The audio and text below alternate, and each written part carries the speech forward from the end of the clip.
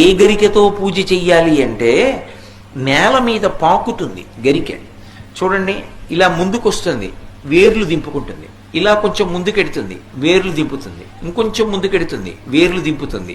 మీరు ఒక ఒడ్డున పట్టుకుని ఇలా పైకి ఎత్తారనుకోండి,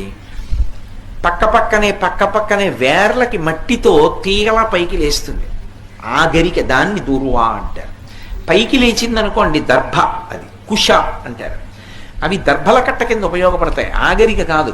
ఏ గరికతో పూజ చేయాలి అంటే నిజానికి నేల మీద పాకిన గరిక శ్రేష్టం.